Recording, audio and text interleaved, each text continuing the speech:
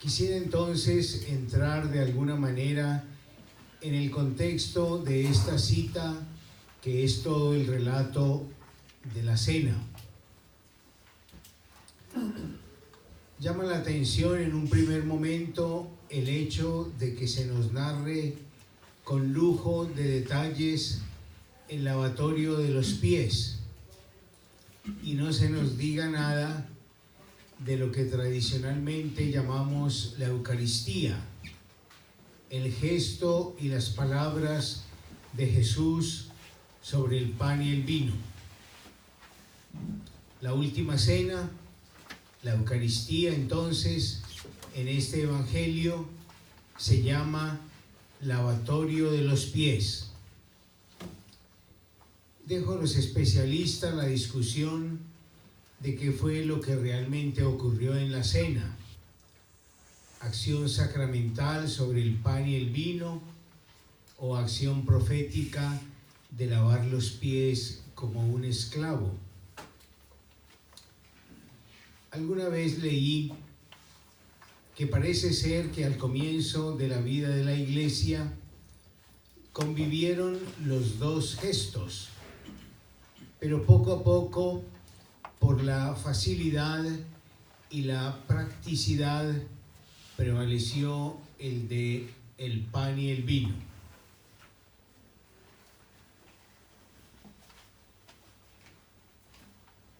El primer versículo de este capítulo 13 del Evangelio de San Juan es muy solemne y profundo. Habría que comentar cada palabra.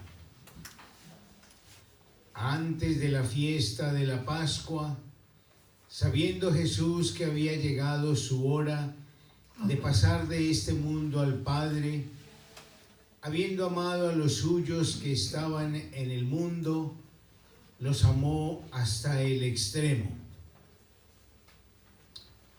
Estamos antes de la fiesta de Pascua. Jesús está preparando la celebración de su Pascua.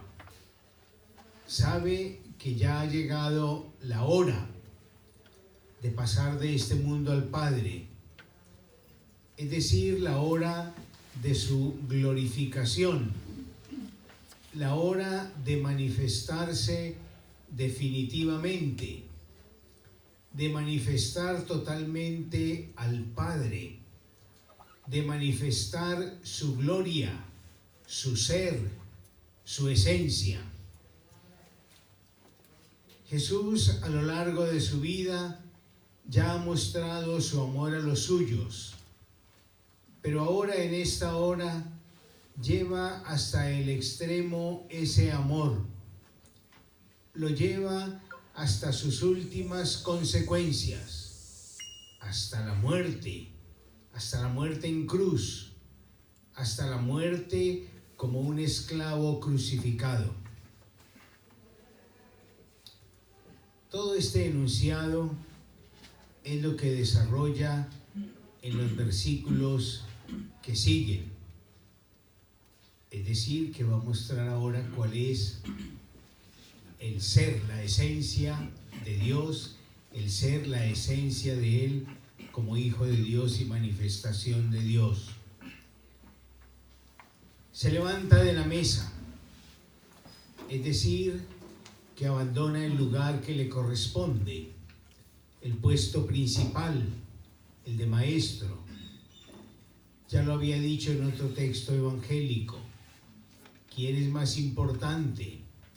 ¿El que está a la mesa o el que sirve? El que sirve, ¿verdad? Pues yo estoy entre ustedes como el que sirve. Se quita sus vestidos. San Pablo, en Filipenses 2, 6 y siguientes, lo detalla más. No hizo alarde de su categoría de Dios. No retuvo ávidamente el ser igual a Dios. Se despojó de su rango. Se hizo hombre. Se hizo esclavo. Se rebajó a sí mismo, haciéndose obediente hasta la muerte y una muerte de cruz. Se puso a lavar los pies y a secárselos. Es decir, se puso a realizar una actividad propia de los esclavos o sirvientes de la casa o de las mujeres de aquella sociedad patriarcal y machista.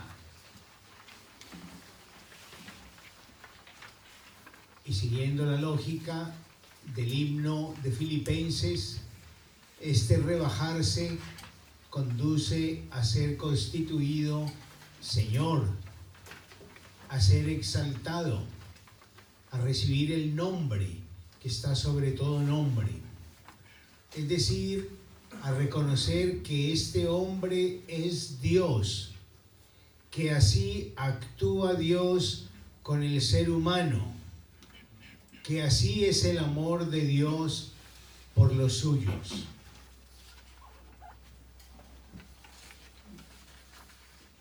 Sigue el relato con la escena de Pedro. Le dice Pedro: no me lavarás los pies jamás. Jesús le respondió: si no te lavo, no tienes parte conmigo. Le dice Simón Pedro: Señor, no solo los pies, sino hasta las manos y la cabeza.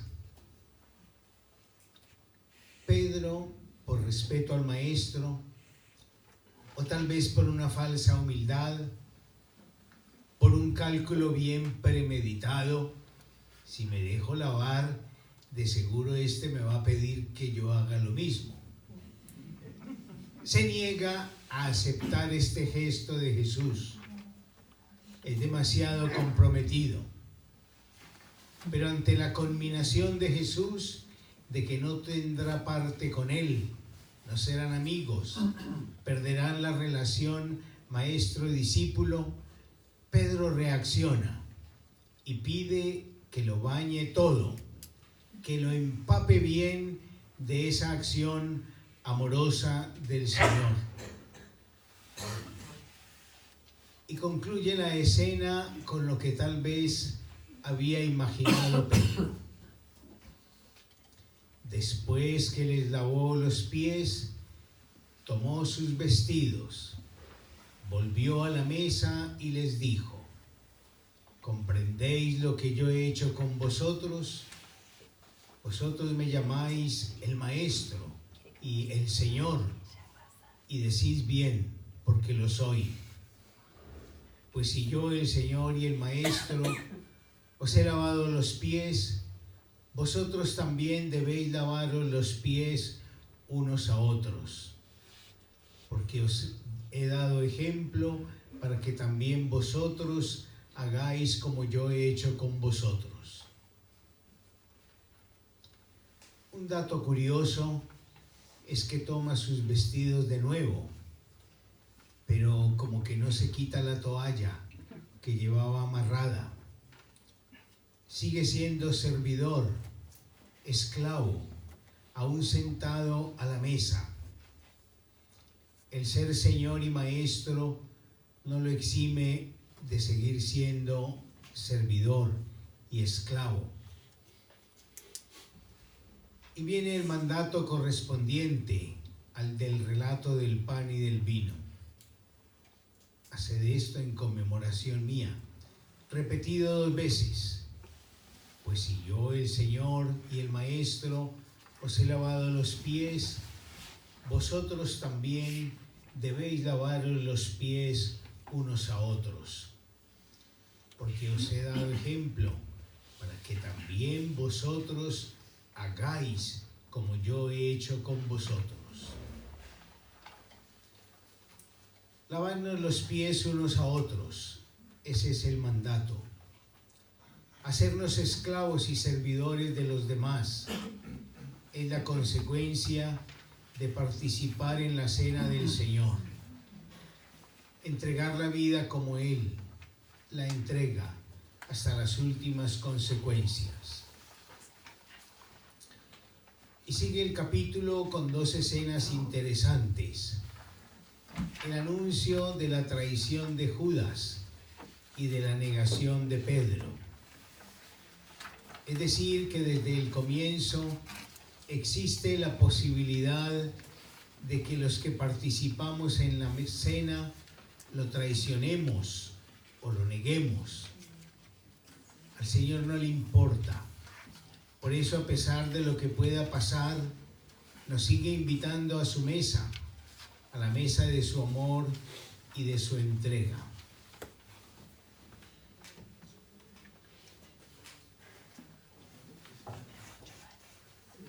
Voy a hablar ahora del sacramento, del pan y del vino. Yo escribí esta charla hace 3 meses y no la había leído hasta hace un momentico antes de venir para acá. Pero estos días, a medida que pasaba el encuentro, que celebrábamos la Eucaristía, yo como que sentía que había algo que no cuadraba con lo que yo había escrito. Y dije, ¿qué pasa? Y lo que pasa es que cuando yo entré al monasterio, yo entré de 42 años. Llevaba ya 15 años de sacerdote. Y una experiencia hermosa hasta hoy que me ha transformado, pues es la celebración de la Eucaristía, pero con pan ácimo.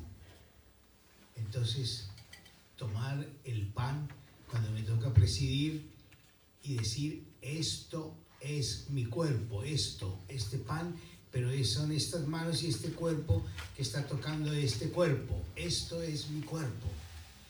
Y después fraccionar el pan y comulgar todos de ese mismo pan.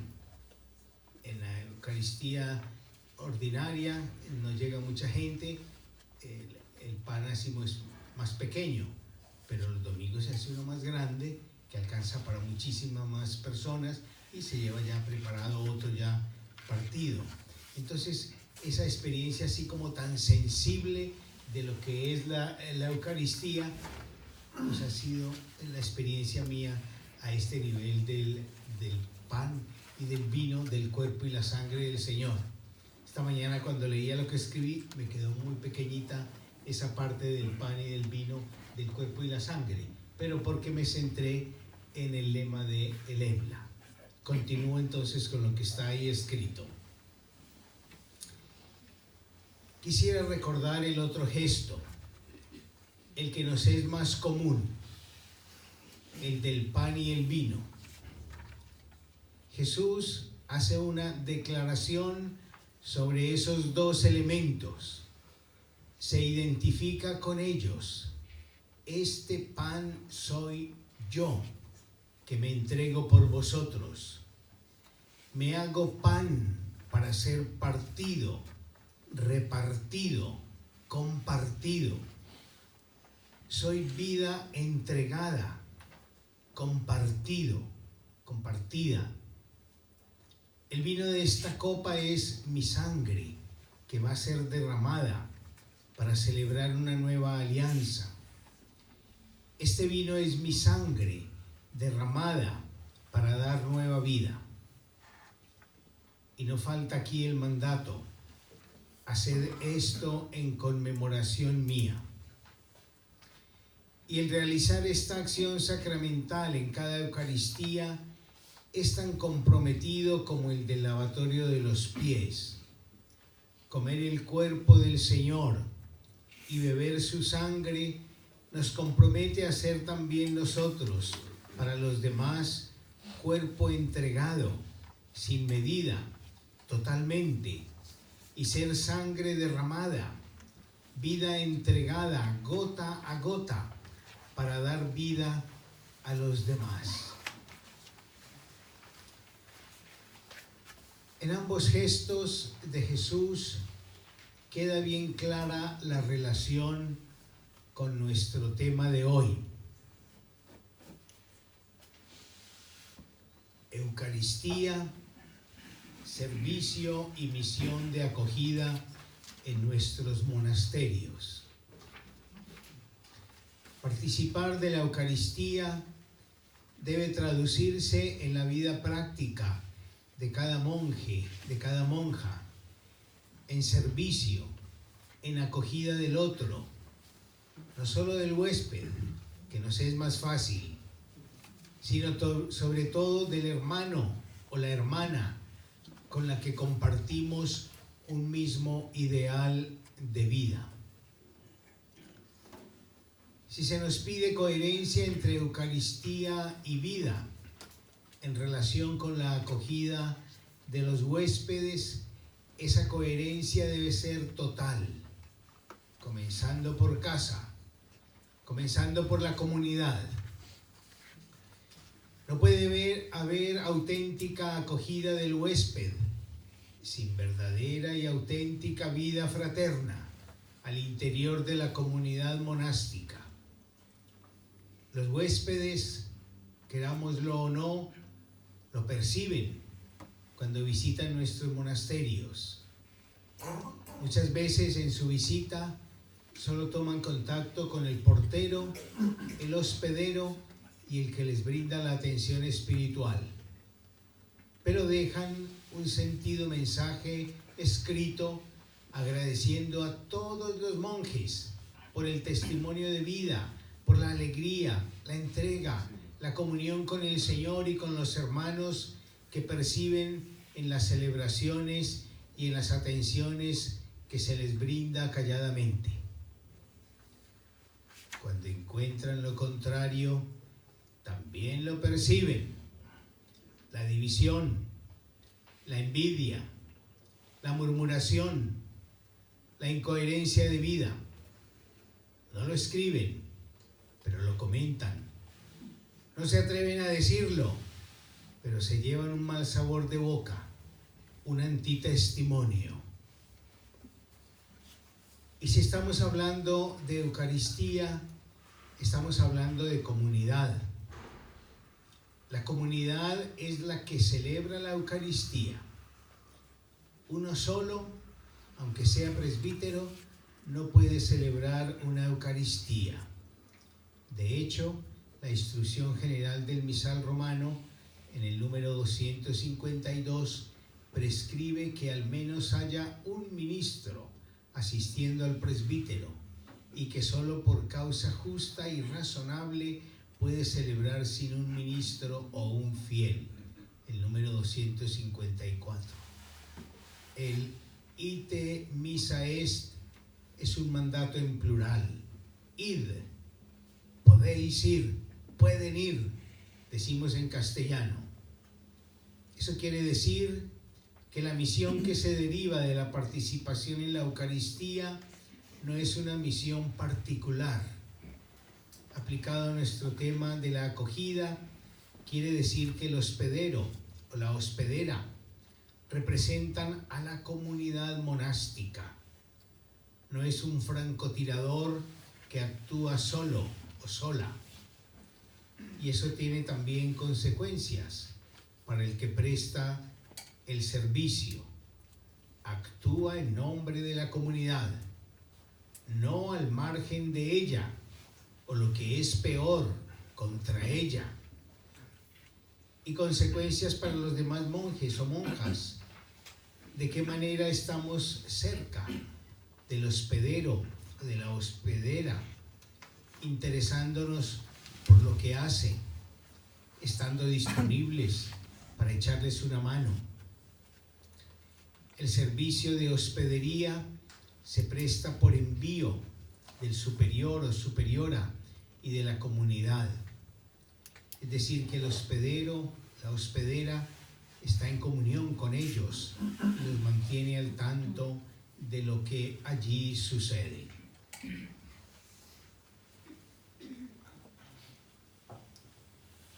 San Benito, nuestro Padre, cuando habla de la recepción de los huéspedes en el capítulo 53 de la regla, nos remite al primer gesto que comentamos, al del lavatorio de los pies.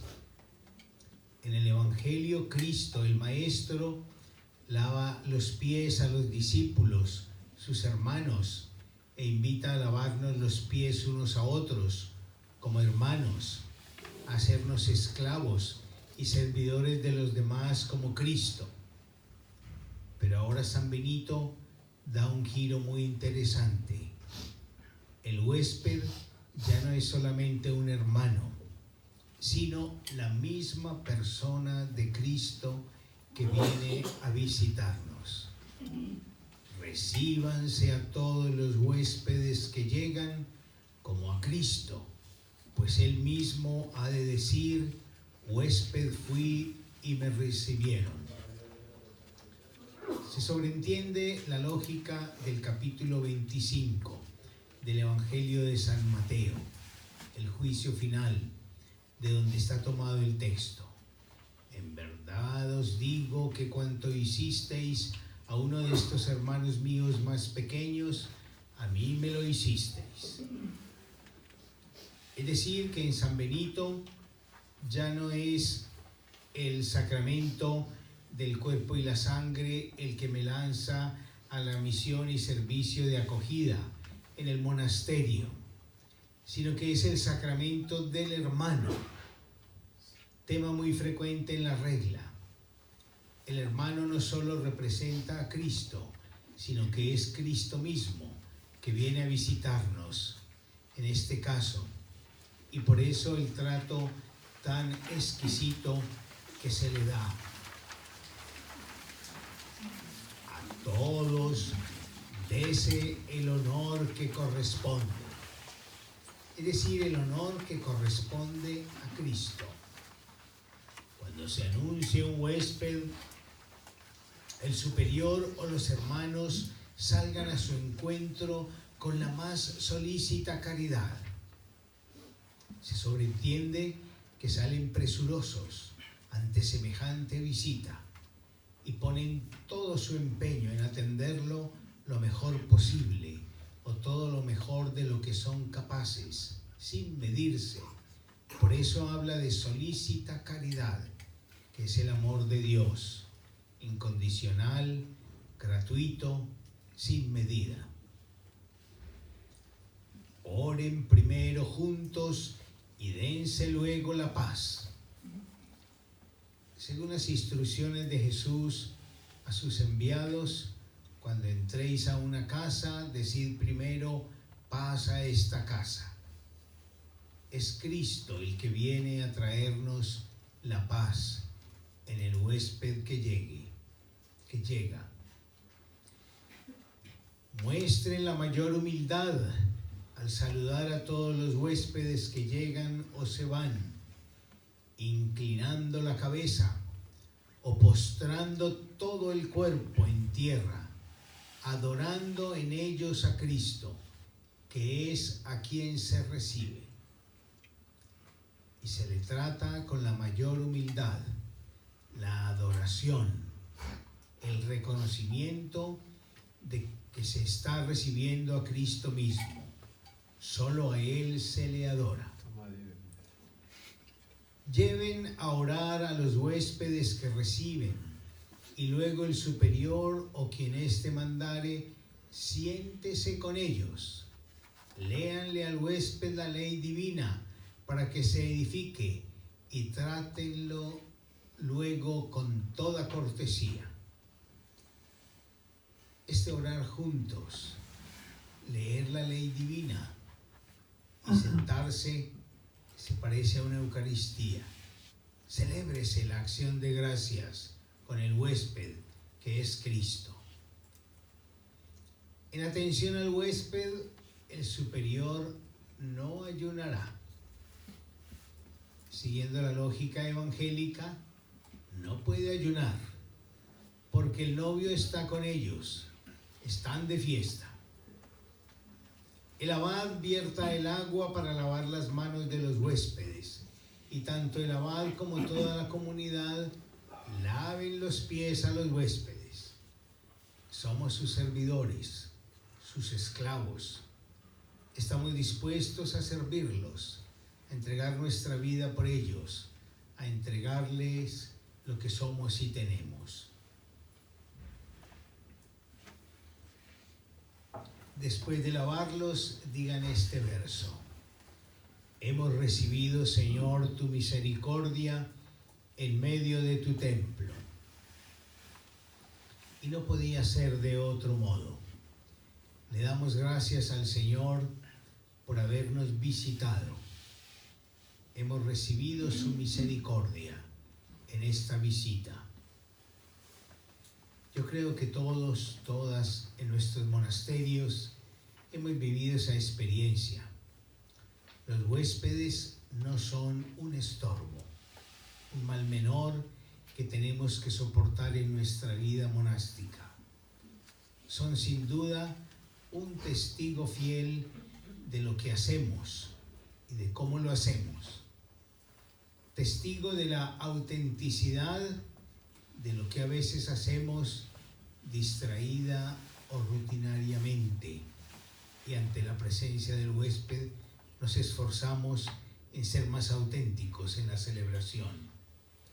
Ellos mismos nos dan testimonio con la fe tan grande que poseen, por el esfuerzo de coherencia que se proponen en su vida, de cómo luchan en su vida ordinaria por mantenerse fieles, llevando una vida esforzada, de mucha lucha por conseguir el pan de cada día, por administrar bien su casa, por ser responsables en su trabajo, que no abandonan con cualquier disculpa, etc.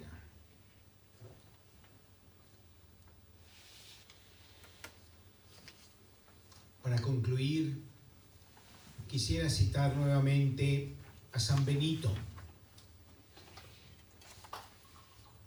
cuando en el mismo capítulo 53 nos dice quién puede ser hospedero. Un hermano cuya alma esté poseída del temor de Dios se encargará de la hospedería, en la cual habrá un número suficiente de camas preparadas, y la casa de Dios sea sabiamente administrada por varones sabios. Como todo el monasterio, este servicio se vive también en el temor de Dios, es decir, en la presencia de Dios. Desde la fe comprendo que mi vida está siempre presente a sus ojos, no para vigilarme y ver cuándo caigo, para castigarme, sino para amarme con su mirada y su amor misericordioso. Soy amado, amada de Dios, y mi vida trasluce ese amor en mi relación con los demás. Vivimos tiempos difíciles en la Iglesia con el problema de los abusos sexuales de menores. No voy a hablar aquí de ese tema, que no me corresponde. Pero sí quiero aprovechar lo que el Papa Francisco ha comentado al respecto en varias intervenciones. Al abuso sexual le precede el abuso de poder y el abuso de conciencia. Ser monjes o monjas nos da un estatus muy especial ante los fieles y ante la gente que acude a nuestros monasterios. Nos miran poco menos que a un santo o una santa. Y esto inconscientemente crea en nosotros una conciencia de ser superiores a los demás, de estar por encima de ellos. Eso se llama tener poder. Y fácilmente podemos deslizarnos por ahí, por un abuso de poder. Podemos aprovecharnos de los demás, en este caso de los huéspedes, en beneficio propio, para llenar nuestras carencias afectivas, para hacer amistades que nos atiendan cuando salimos a la calle, para obtener bajo cuerda algún beneficio económico, o que nos hagan regalos y nos mimen, o lo que sería peor, para aprovecharnos de los aportes económicos que dejan para el monasterio. Y todo esto amparados por el abuso de conciencia. Fácilmente encontramos motivos para justificar nuestra actuación. Soy el hospedero o la hospedera y debo atender con amabilidad a los que llegan. No puedo ser seco o frío con ellos. No estoy haciendo nada malo y nada bueno tampoco. Yo también necesito mis compensaciones. Trabajo demasiado y merezco alguna recompensa, etcétera, etcétera, etcétera. Recordemos entonces lo dicho en esta reflexión. Nuestro servicio de acogida tiene su fundamento en la Eucaristía. Acogemos y servimos a los que vienen al monasterio porque queremos prestarle el servicio humilde de Cristo en la última cena. Queremos entregar la vida como Él. Acogemos al huésped o visitante porque es la persona misma de Cristo que viene a nuestro encuentro. Y todo esto lo hacemos con pureza de corazón, sin motivaciones torcidas, porque se trata de Cristo mismo, nuestro Señor.